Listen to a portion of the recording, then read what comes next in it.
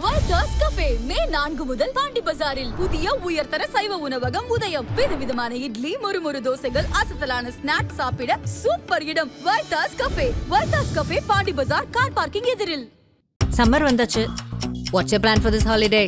எங்க கிட்ட விட்டுருங்க, நாங்க பாத்துக்கிறோம். VGD holidays. GT Holidays, South India's #1 travel brand. இப்போ பாட்டாளி மக்கள் கட்சிக்கு நோன்னு சொல்லி டைம்ஸ் ஆஃப் இந்தியாவுக்கு கொடுத்த பேட்டியில் ஸ்டாலின் சொல்லியிருக்கிறார். பாட்டாளி மக்கள் கட்சி எங்களோட வருதுங்கெல்லாம் வெறும் முணுமுணுப்பு தான், வதந்தி தான், அதை பொருட்படுத்தாதீங்க. அப்போ பாட்டாளி மக்கள் கட்சிக்கு 2 ஆப்ஷன் இருக்கு. ஒன்று என்டிஏல தொடரலாம், அல்லது விஜயோட கைகோர்க்கலாம். ரீசன்ட் டேஸா தொடர்ந்து பாட்டாளி மக்கள் கட்சி ஜெயிக்கவே இல்லை, ரொம்ப தோல்வி அடைந்து கொண்டே வருகிறது. தோல்வியிலேயே ஒரு கட்சியை உரைய வைத்துக் கொண்டு இருந்தால் கட்சி காணாம போயிடும். அநேகமா அந்த டயத்துல அவங்க என்டிஏவுக்குள்ளதான் வர்றதுக்கு வாய்ப்பு இருக்கு. அந்த மாதிரிலாம் நடந்ததுன்னா என்டிஏக்குள்ள விஜய் வந்தார். ஆமா, என்டிஏவுக்குள்ள விஜய் வந்துடலாம். இப்படி மட்டும் ஒன்று நடந்தது அப்படின்னா அப்பவே நீங்க எழுதி கொடுத்துடலாம், 200 தொகுதிகளுக்கு மேல என்டிஏ ஜெயிக்கும். தான் கூட்டணி ஜெயிக்கும்னு சொல்றது ஒரு பக்கம், அவர் சொல்றாரு 3வது முறையாக தேசிய ஜனநாயக கூட்டணி தோற்கும் அப்படின்னு சொல்றாரு. அவர் சொல்றாரு 3வது முறையாக தோற்கும்னு. நான் என்ன கேள்வி கேட்குன்னா, 2வது முறையாக எப்போதாவது திமுக ஜெயித்து இருக்கிறதா? அதுக்கு ஸ்டாலின் பதில் சொல்லணும்ல. ஒருவேளை இந்த வாட்டி அவுட் ஆஃப் கண்ட்ரோல்ல போய் நாங்க ஜெயிப்போம்னு ஒரு கான்ஃபிடன்ஸ். அதுதான் நான் சொல்றேன், இந்த முறையே தமிழ்நாடே உங்களுக்கு அவுட் ஆஃப் கண்ட்ரோல்ல இருக்கே. அப்படிங்கிறப்ப தமிழ்நாடு நீங்க எப்படி கண்ட்ரோல் பண்ண போறீங்க? பொன்முடியை கண்ட்ரோல் பண்ண முடியலையே சார், செந்தில் பாலாஜியை கண்ட்ரோல் பண்ண முடியல. செந்தில் பாலாஜி இல்லாமல் ஒரு அமைச்சரவை உங்களால் ரன் பண்ண முடியலையே. அமைச்சர் பிடிஆர் பழனிவேல் தியாகராஜன் இப்போ ரொம்ப டேரிங்கா சட்டமன்றத்தில் வச்சு எனக்கு பவரும் கிடையாது, எனக்கு வந்து காசும் கிடையாது, எதுவுமே கிடையாதுன்னு சொல்லியிருக்காரு. ஓப்பனா சொல்லிருக்க. ஏன்னா அவர்லாம் அமெரிக்காலே இருந்து வளர்ந்தவர். இல்ல, இது ரொம்ப ஒரு ஒளிமறைவே கிடையாது. இது என்ன மாதிரியான ஒரு இம்பாக்ட் ஏற்படுது? திமுக இவ்வளவு குடைச்சல் கொடுக்குறாங்க, ஆனா வந்து இந்த நடவடிக்கை இருக்கிற இடத்துல வந்து டெல்லி இருக்கு. ஏன் ஃபர்ஸ்ட் ஃபேமிலியில இவ்வளவு குற்றச்சாட்டு வந்த பிறகும் டெல்லி கை வைக்க ஏன் தயங்குது? கரெக்டான ஒரு டைமிங் வேணும்ல. நீங்க செய்யற ஒரு காரியம் வந்து அவங்களுக்கு சாதகமாகவும் போயிடக்கூடாது. நீங்க இப்ப திடீர்னு நடவடிக்கை எடுக்கிறீங்க, ஏதோ ஒன்று பண்றீங்க, எலெக்ஷன் வரப்போகுது, அது ஒரு அனுதாபத்தை கிளப்பிச்சுன்னா. ஸோ தொடக்கூடாது, தொட முடியாதவர்கள்னா ஒன்றும் கிடையாது. அப்படி யாருமே கிடையாது, மனிதர்கள் தானே இவங்கெல்லாம். மிஸ்ஸா காலத்துல காங்கிரஸ் கை வைக்கலையா? காங்கிரஸ் கூட்டணியில் இருக்கிற போதே ஆராசாவும் கனிமொழியும் சிறையில் அடைக்கல. இதெல்லாம் காங்கிரஸ் செய்தது. ஆனா அந்த கட்சியோட தான் அவங்க கூட்டணி வச்சிருக்காங்க, அது வேற விஷயம். நீங்க வந்து சர்வே எடுத்திருக்கீங்க. ஸோ வந்து அது வந்து இந்த வீக்கில் வந்து கோலாலாஸில் வந்து பப்ளிஷ் ஆகுது. ஸோ அதோட கருத்து கணிப்பு முடிவுகள் சும்மா ஒரு முன்னோட்டமாக சொல்லுங்க, என்ன மாதிரி விஷயங்கள்லாம் அதில் இருக்கு, என்ன மாதிரி வரப்போகுது அப்படின்ட்டு. என்டிஏவுக்கு உற்சாகம் தரக்கூடிய நிறைய விஷயங்கள் இருக்கு. விஜயனுடைய வருகையினால ஓட்டிங் பேட்டர்ன்ல ஏற்படக்கூடிய மாற்றங்கள் ரொம்ப விசிபிளா தெரியும். விஜய் யாருக்கு கெடுதல் செய்கிறார், யாருக்கு நன்மை செய்கிறார் அப்படிங்கிறதுக்கான தகவல்கள் அதுல இருக்கு. நிச்சயமா இந்த சர்வே படி சொல்றேன், டிஎம்கே கவலைப்படுவதற்கான நிறைய அம்சங்கள் உள்ளன. பாட்டாளி மக்கள் கட்சி சம்பந்தமா சில விஷயங்களை சொல்லி ஆகணும். இப்போ பாட்டாளி மக்கள் கட்சிக்கு நோன்னு சொல்லி டைம்ஸ் ஆஃப் இந்தியாவுக்கு கொடுத்த பேட்டியில் ஸ்டாலின் சொல்லியிருக்கிறார். பாட்டாளி மக்கள் கட்சி எங்களோட வருதுங்கெல்லாம் வெறும் முணுமுணுப்பு தான், வதந்தி தான், அதை பொருட்படுத்தாதீங்க. இப்போ எங்களுடைய கூட்டணி ஃபேமாக இருக்குது, உறுதியாக இருக்கிறது, வலுவாக இருக்கிறதுன்னு அவர் சொல்லிட்டார்.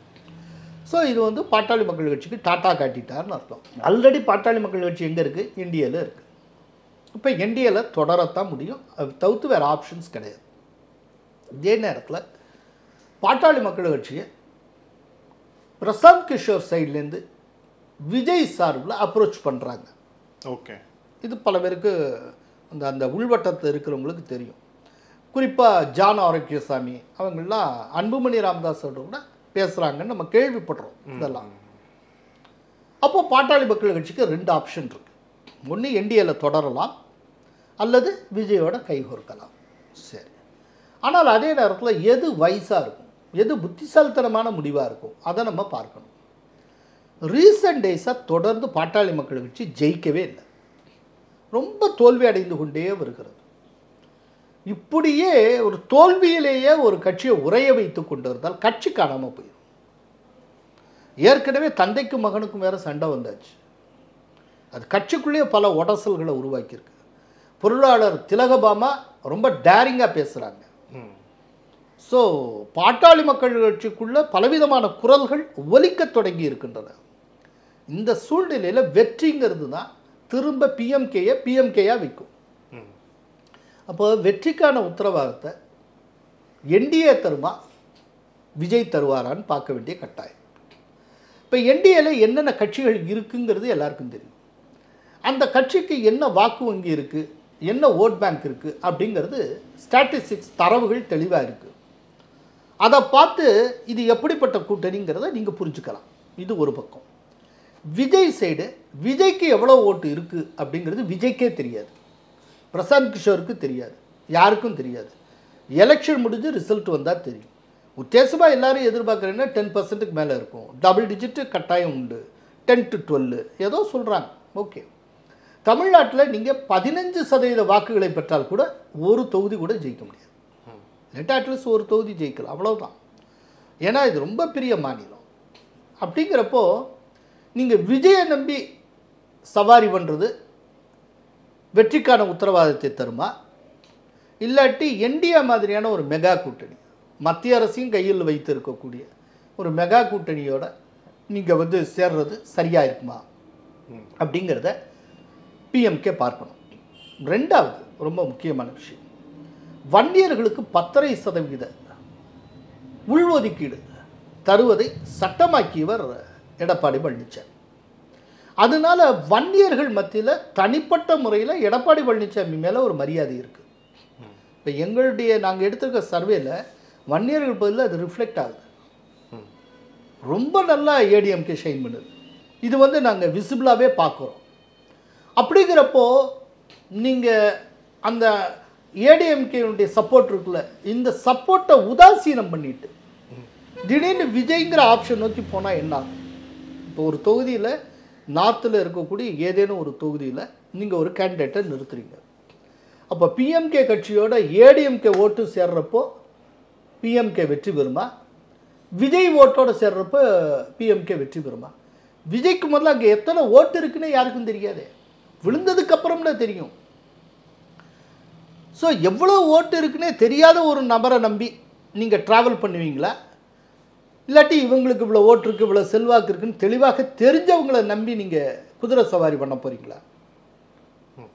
ஸோ இதுதான் கேள்வி. அப்படிங்கிறப்போ ரொம்ப யோசித்து புத்திபூர்வமாக ஒரு முடிவெடுத்தால் என்டிஏல தான் அவங்க இருப்பாங்கன்னு நினைக்கிறேன். பட் அதே நேரத்தில் விஜய்க்கு சில தேவை இருக்குது. விஜய் தனிச்சு போட்டிட்டால் ஒன்றுமே சாதிக்க முடியாது. பர்சன்டேஜ் வாங்கலாம், இன்னும் அடுத்த ஒரு வருஷ காலம் ரொம்ப தீவிரமாக களமாடினார்னா இவர் தனக்கான சதவீதத்தை எடுத்த எடுப்பிலே 15% வரைக்கும் கொண்டு போகலாம். ஆனால் ஒரு தொகுதியில் வெற்றி பெற முடியாது. இந்தியாவை பொறுத்தளவில் பாலிடிக்ஸ் அப்படிங்கிறது தொகுதி ரீதியான வெற்றி மட்டும்தான். நீங்கள் எத்தனை சதவீதங்கிறது என்றைக்குமே மேட்ரு கிடையாது, அது யாரும் பேசவும் மாட்டாங்க. அப்படிங்கிறப்ப ஜெயிச்சு காட்டணும். ஜெயிச்சு காட்டணும்னா விஜய் தன்னுடைய தலைமையில் தான் ஒரு கூட்டணி அப்படின்னு அவர் நினச்சார்னா அவர் பல கட்சிகளை வேற எங்கே தான் கொண்டு வரணும்.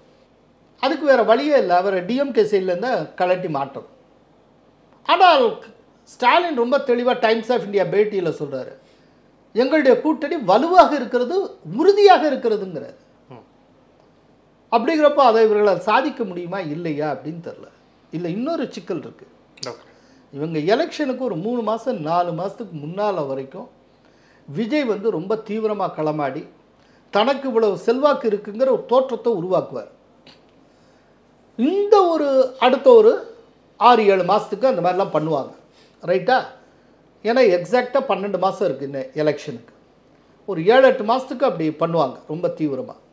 இந்த 7-8 மாதத்துக்குள்ளே இந்த விஜயனுடைய சாணக்கியா டீம் இருக்கு இல்லையா, ஜான் ஆரோக்கியசாமி, பிரசாந்த், இது போன்ற நவீன சாணக்கியர்கள், ஆமாம், அவங்க எந்த கூட்டலையும் யாராவது கிடைப்பாங்களான்னு சொல்லி கலட்டி மாட்டுறதுக்கான வேலையை ஸ்க்ரூ டிரைவரோடு அப்படியே போயிட்டே இருப்பாங்க. இதை அவங்க தனியாக செய்வாங்க. அதில் பெருசாக வெற்றி அடைவாங்கன்னு எனக்கு தோணலை, ரைட்டா? அப்போது விஜய் கூட எந்த கட்சியும் சேர்றதுக்கு தயாராக இல்லை. புதுசாக பெருசாக பார்ட்னர்ஸ், அலையன்ஸ் பார்ட்னர்ஸ் ஒன்றும் கிடைக்கல. விஜய் மட்டும்தான் தனியாக இருக்கார். ஆனால் விஜய்க்கு முன்னை காட்டில் ஒரு செல்வாக்கு பெருகி இருக்கிறது. ஆனால் இந்த செல்வாக்கை வைத்துக்கொண்டு ஒரு தொகுதி கூட ஜெயிக்க முடியாது அப்படிங்கிற ஒரு முடிவுக்கு பிரசாந்த் கிஷோர் சேர்ந்தால் அப்போது இப்படியே வாங்கின பர்சன்டேஜை வச்சுட்டு திருப்திப்படலாம், இந்த ஒரு முடிவுக்கு வரணும். இல்லைன்னா சேஃபாக ஏதேனும் ஒரு கூட்டணியில் போயிட்டு கொஞ்சம் கூடுதல் தொகுதியை கேட்டு, ஏன்னா நம்ம ஒரு பெரிய ஷோ பண்ணியிருக்கோம், நமக்கு பெரிய ஆதரவு இருக்கிறோம், அதுக்கேற்றபடி கூடுதல் தொகுதிகளை வாங்கிட்டு, இப்போ 50 தொகுதி வாங்குகிறோம் ஒரு கூட்டணியில், 50ல் 45 ஜெயிச்சா எடுத்த எடுப்பில் 45 எம்எல்ஏவோட உள்ள போனால் வேண்டாம்னா இருக்குது. அப்படி ஏதாவது செட்டில் ஆகலாமான்னு பார்ப்பாங்க. இது கடைசி 3-4 மாதத்தில் இந்த விஷயம் டிசைட் ஆகும். அநேகமாக அந்த டயத்தில் அவங்க என்டிஏவுக்குள்ளே தான் வர்றதுக்கு வாய்ப்பு இருக்குது. அப்படி இல்லைன்னா கிடைக்கிற பர்சன்டேஜ் ஆஃப் ஓட்ஸோடு திருப்திப்பட வேண்டியிருக்கும். ஒரு தொகுதி ஜெயிக்க மாட்டார். ஒருவேளை விஜய் போட்டியிடுற தொகுதியில் அவர் ஜெயிக்கலாம், ரொம்ப கடுமையாக முயற்சி எடுப்பாங்க, பிரத்யேகமாக முயற்சி எடுப்பாங்க, அங்கே வேணால் ஜெயிக்கலாம். வேறு எங்கேயுமே அவங்களால ஜெயிக்க முடியாது, வாக்குகளை பெறலாம், இவ்வளவு தான். அப்போ கடைசி ஒரு 3 மாதம் 2 மாதத்துக்கு முன்னால் விஜயும் உள்ளே வந்து ஐக்கியமாகும். அப்படி ஒரு வேளை நடந்ததுன்னு வச்சுக்கோங்க, அந்த மாதிரிலாம் நடந்ததுன்னா என்டிஏக்குள்ளே விஜய் வந்தார். ஆமாம், என்டிஏவுக்குள்ளே விஜய் வந்துடலாம். அப்படி மட்டும் ஒன்று நடந்தது அப்படின்னா அப்போவே நீங்கள் எழுதி கொடுத்துடலாம், 200 தொகுதிகளுக்கு மேலே என்டிஏ ஜெயிக்கும். ஸ்டாலின் முதலமைச்சராக இருக்க மாட்டார்.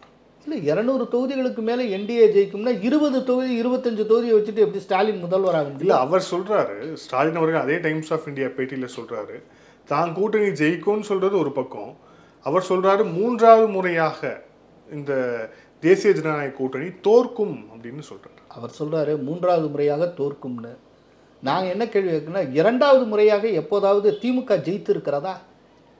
அதுக்கு ஸ்டாலின் பதில் சொல்லணும்ல. எப்பயாவது தொடர்ச்சியாக 2வது முறை நீங்கள் ஜெயிச்சிருக்கீங்களா? அப்புறம் என்ன? ஒருவேளை இந்த வாட்டி அவுட் ஆஃப் கண்ட்ரோலில் போய் நாங்கள் ஜெயிப்போன்னு ஒரு கான்ஃபிடன்ஸ். அதுதான் நான் சொல்கிறேன், இந்த முறையே தமிழ்நாடே உங்களுக்கு அவுட் ஆஃப் கண்ட்ரோலில் இருக்கே. அப்படிங்கிறப்ப தமிழ்நாடு நீங்கள் எப்படி கண்ட்ரோல் பண்ண போகிறீங்க? பொன்முடியை கண்ட்ரோல் பண்ண முடியலையே சார் உங்களால், செந்தில் பாலாஜியை கண்ட்ரோல் பண்ண முடியல, செந்தில் பாலாஜி இல்லாமல் ஒரு அமைச்சரவை உங்களால் ரன் பண்ண முடியலையே. உச்ச நீதிமன்றம்லாம் இவ்வளவு சொல்லியிருக்கு, கவர்னருக்கு எதிராக உச்ச நீதிமன்றம் தீர்ப்பு கொடுத்தா கொண்டாடுறீங்க. செந்தில் பாலாஜி விஷயத்தில் உச்ச நீதிமன்றம் என்ன சொல்லிட்டு நீங்கள் அதுக்கு ஒப்ளைஜ் பண்ண வேண்டியதானே? இன்னொரு ரொம்ப இன்ட்ரெஸ்டிங்கான விஷயம் தமிழக சட்டமன்றத்தில் நடந்தது. அமைச்சர் பிடிஆர் பழனிவேல் தியாகராஜன் அவர் ஏற்கனவே இந்த ஆடியோ ரிலீஸில், அந்த ஆடியோவில் வெளிவந்து அதில் வந்து 30,000 கோடி என்ன செய்யறதுனே தெரியாமல் யோசிச்சுட்டு இருக்கிறாங்க, மகனும் மருமகனும்னு பேசி அவருடைய பதவி காவு வாங்கப்பட்டது. அவர் வந்து தகவல் தொழில்நுட்பத்துறை அமைச்சராக வேறு ஒரு இடத்துக்கு வந்து தூக்கி அடிக்கப்பட்டார். இப்போ ரொம்ப டேரிங்காக சட்டமன்றத்தில் வச்சு எனக்கு பவரும் கிடையாது, எனக்கு வந்து காசும் கிடையாது, எதுவுமே கிடையாதுன்னு சொல்லியிருக்காரு. ஓப்பனாக சொல்லியிருக்க. ஏன்னா அவர்லாம் அமெரிக்காலே இருந்து வளர்ந்தவர். இல்ல, ரொம்ப ஒரு ஒளிமறிவே கிடையாது. இது என்ன மாதிரியான ஒரு இம்பாக்ட் ஏற்படும் திமுக? என்ன மாதிரியான இம்பாக்ட்னா கொஞ்சம் யோசிச்சு பாருங்க. இப்போ அவர் வந்து வெளிப்படையாக சொல்றாரு, தொழில்துறை கீழே என்னோட டிபார்ட்மெண்ட்டை அது ஒரு துணை துறை மாதிரி ஆக்கிட்டாங்க, எனக்கு ஒன்றும் ஃபைனான்ஸே அலாட் பண்ணுறதில்ல, நான் என்ன நினச்சோ ஒன்றுத்தையுமே செய்ய முடியலை அப்படி இப்படின்னு புலம்புறாரு. உடனே டக்குன்னு அங்கே சபாநாயகர் உள்ளே புகுந்து, நீங்கள் துறைவாரியான விஷயங்கள் குறித்தில் ரொம்ப வெளிப்படையாக கருத்தெல்லாம் சொல்ல வேண்டாம், நீங்கள் வந்து அதுக்குள்ளே அவர் கேட்டதுக்கு மட்டும் பதிலை சொல்லுங்க, அதுவும் பாசிட்டிவாக சொல்லுங்கள், அது நேர்மறையாக அவர் பாசிட்டிவாக ஆக்கபூர்வமாக சொல்லுங்கள் அப்படின்னு சொல்லி அவர் ஆற்றுப்படுத்துகிறார். பட் இருந்தாலும் எங்கள் அப்பன் குதிரைக்குள்ளே இல்லைங்கிற மாதிரி, ஏன்னா உள்ளே இருக்கிறது தானே வெளியில் வரும், சட்டியில் இருக்கிறது தானே அகப்பையில் வரும். அது வந்தது, அது என்னன்னு வெளிப்பட்டாச்சு. சரி, இப்போ தொடர்ந்து அப்படின்னா பிடிஆர் பழனிவேல் தியாகராஜனுக்கு ஒரு உரசல் இருந்து கொண்டே இருக்கிறதுன்னு தெரிகிறது. இதுக்கு முன்னால் அவர் 30,000 கோடின்னு ஃபோனில் சொன்னது அது விஷயம். தொடர்ந்து ஒரு அதிருப்தி, ஒரு பிரச்சனை இருந்து கொண்டே இருக்கிறது. மாவட்ட அரசியலில் பொதுவாகவே அங்கே இருக்க, இப்போ எனக்கு சரியான அதிகாரம் தரப்படலை, ஃபைனான்ஸ் தரப்படலைன்னா அது மாவட்ட அரசியலே கிடையாதுல்ல, அது அரசு தொடர்பானது. அது முதல்வர் சம்பந்தமாகவே அவர் புகார் சொல்லுகிறார் அப்படின்னே வைத்துக் கொள்ளலாம். இல்லை, அங்கே மதுரையில் மூர்த்தி தளபதி இவர்களுக்கு மடியில் ஒரு பாலிடிக்ஸ். ஆமாம், அதுவும் ஒரு பாலிடிக்ஸ் இருக்குது. இன்னொன்று, அவங்கள மாதிரிலாம் கீழே இறங்கி விரால பாலிடிக்ஸே பண்ண முடியாது. ஏன் அப்போவே அவங்க அப்பா பழனிவேல் ராஜன் இருந்த காலத்தில் அவர் கீழே இறங்கில அரசியலே பண்ணல. அவங்க ஆரம்பத்துலேருந்து ரொம்ப ஒரு பெரிய குடும்பம் அப்படிங்கிற பார்வை. அதை பிடி ராஜன், பழனிவேல் ராஜன், அப்புறம் பழனிவேல் தியாகராஜன், இவங்க எல்லாமே ஒரு மிட்டா மிராஸ் மாதிரியே இருந்தவங்க. ஒரு லெவலுக்கு கீழே அவங்களால இறங்க முடியாது. இன்னொன்று, வெல் எஜுகேட்டட் ஃபேமிலி. அவங்க கோயில்களுக்கு மற்றதுக்கு எவ்வளோ செஞ்சுருக்காங்க. அது ஒரு பெரிய ஃபேமிலி. கட்சிக்கு அப்பாற்பட்டு ரொம்ப ஒரு மரியாதைக்குரிய ஃபேமிலியாக மதுரை சர்க்கிளில் தொடர்ந்து கருதப்படுகிற ஒரு ஃபேமிலி. அவங்க வீடு வந்து மதுரையில் வடமலையான் ஹாஸ்பிட்டல் பக்கத்துலலாம் உண்டு. எப்போதுமே ஆட்கள் இருப்பாங்க. அது வந்து ரொம்ப பெரிய ஃபேமிலி. அப்படிங்கிறப்போ இவங்க பண்ணக்கூடிய இந்த லோக்கல் பாலிடிக்ஸ் இருக்குல்ல, இந்த பாலிடிக்ஸ்லாம் இவருக்கு அவர் சிந்தனைக்கே வராது. இவர் வேறு விதமாக குரூமானவர். இன்னொன்று, இந்த பல்வேல் தியாகராஜன்லேருந்து முற்றிலும் வேறுபட்டவர். ஏன்னா இவர் படித்தது ஃபாரின்னு, வேலை பார்த்தது ஃபாரின்னு, முழுக்க முழுக்க இவர் குரூமானதே வேற ஒரு விதத்தில். இவரை மெனக்கெட்டு கஷ்டப்பட்டு இவர் அரசியலுக்கு வரணும்னு நினைக்காதப்போ இவர் இழுத்துட்டு வந்தாங்க. ஏன்னா பள்ளிவேல்ராஜன் இறந்ததுக்கப்புறம் அந்த ஸ்பேஸில் மதுரையில் ஒருத்தர் இருக்கணும் அப்படின்னு. ஏன்னா அந்த டயத்தில் யார் மூக்க அழகினுடைய டாமினேஷன் இருந்தது. இப்போ அதுக்கு வந்து ஒரு பெரிய செக் டேம் மாதிரி இருந்தவர் வந்து பழனிவேல் ராஜன். இப்போ அவர் இறந்துட்டதும் திரும்ப அவருடைய கை ஓங்கிடக்கூடாது. அப்போ எப்போதுமே இவங்க இந்த பழனிவேல்ராஜன் பாரம்பரியத்தில் ஒருத்தர் இருக்கணுங்கிறதுக்காக இவரை மெனக்கட்டு கொண்டு வந்தாங்க.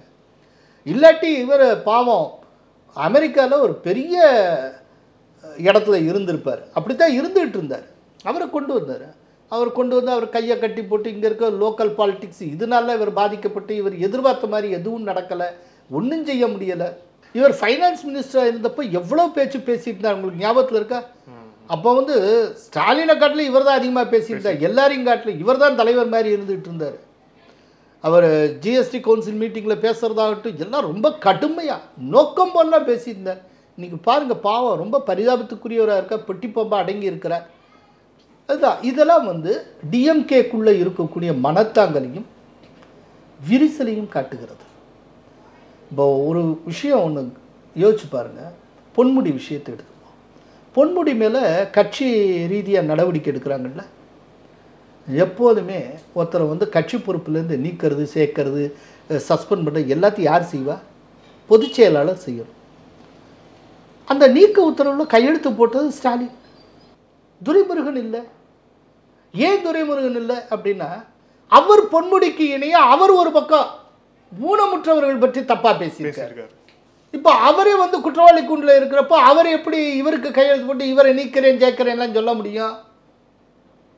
இப்போ அவர் கையெழுத்து போடல, சரி ரைட்டு. இப்போ துரைமுருகன் மேலே எடுத்த நடவடிக்கை என்ன? அவர் ஏன் கையெழுத்து போடலைங்கிறதுக்கு ரீசன் தெரியுது. ஊனமுற்றோர் தொடர்பாக ரொம்ப மோசமாக பேசிட்டாரு அப்படின்ட்டு ஏதோ ஒன்று. அப்படின்னா பொன்முடி மேலே நடவடிக்கை எடுத்தவங்க துரைமுருகன் மேலே நடவடிக்கை எடுத்துருக்கணும்ல, அது ஏன் இல்லை? அதுதான் சொல்கிறேன், ஸ்டாலினே அவுட் ஆஃப் கண்ட்ரோலு.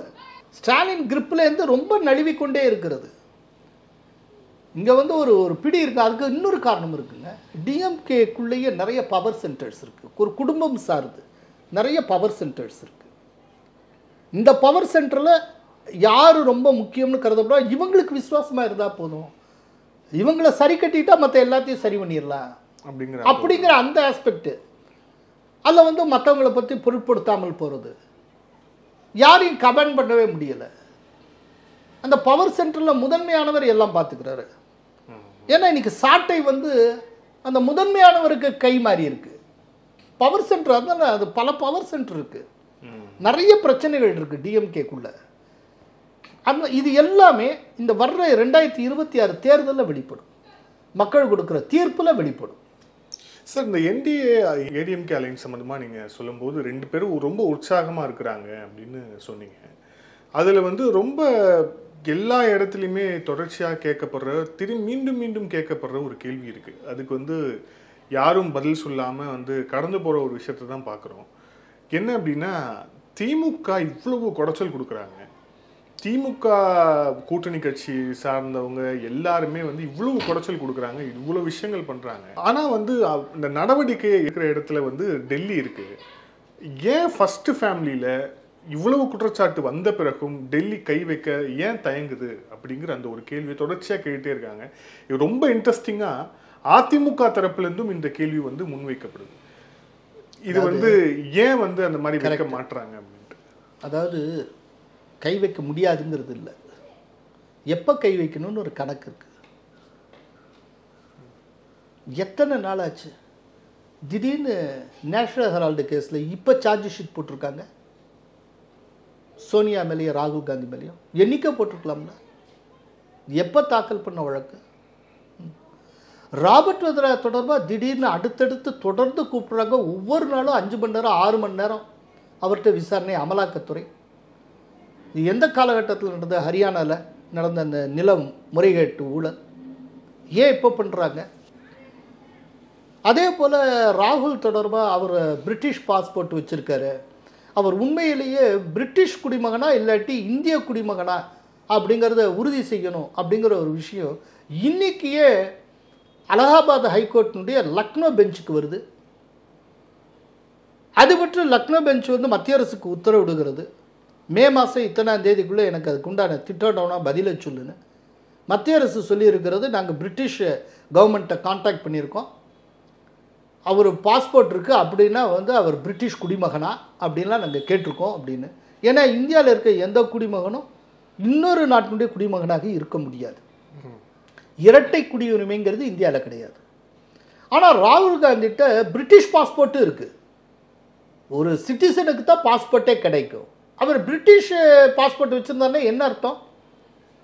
அப்படின்னா இந்தியாவை ஏமாற்றி இன்னொரு தேசத்துலேயும் அவர் வந்து ஒரு சிட்டிசன்ஷிப்பை வாங்கி வச்சுருந்தாரு. என்ன பர்பஸுக்காக வச்சுருக்க? இத்தனை கேள்வி இருக்குல்ல.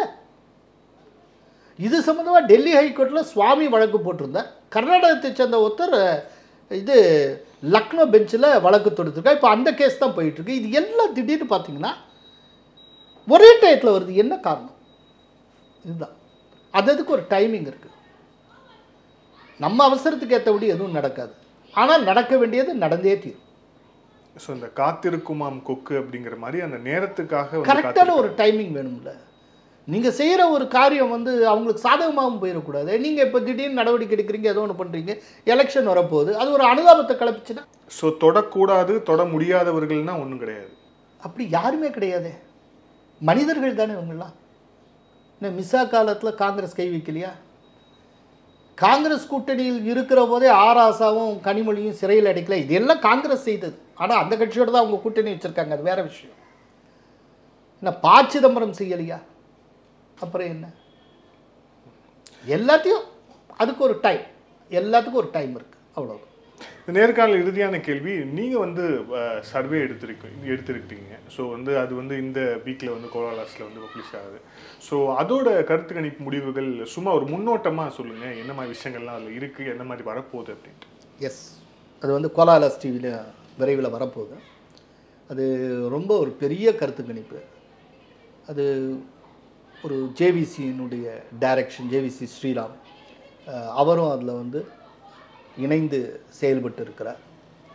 அவருடைய வழிகாட்டுதலும் அதில் இருக்குது. அவருடைய வழிகாட்டுதலில் அந்த கருத்து கணிப்பு டோட்டலாக நடந்திருக்கு. இதில் சாமானியன் டிவி அதுவும் பங்கேற்றிருக்கிறது. இவங்கெல்லாம் சேர்ந்து தான் வருது. நாங்கள் அதை டெலிகாஸ்ட்லாம் பண்ண போகிறோம் கோலாலாஸ் டிவியில் விரைவில். அதில் என்னென்னா ஒரு விஷயம் நான் இண்டிகேட் மட்டும் பண்ணுறேன். ஏன்னா வர்றதுக்கு முன்னால் எல்லாத்தையும் சொல்லக்கூடாது. என்டிஏவுக்கு உற்சாகம் தரக்கூடிய நிறைய விஷயங்கள் இருக்குது. இது ஒன்று. ரெண்டாவது, விஜயனுடைய வருகையினால் ஓட்டிங் பேட்டர்னில் ஏற்படக்கூடிய மாற்றங்கள் ரொம்ப விசிபிளாக தெரியுது. விஜய் யாருக்கு கெடுதல் செய்கிறார், யாருக்கு நன்மை செய்கிறார் அப்படிங்கிறதுக்கான தகவல்கள் அதில் இருக்குது. நிச்சயமாக இந்த சர்வே படி சொல்கிறேன், டிஎம்கே கவலைப்படுவதற்கான நிறைய அம்சங்கள் உள்ளன. நன்றி சார். பல்வேறு கேள்வி. Thank you sir. Thank you so much.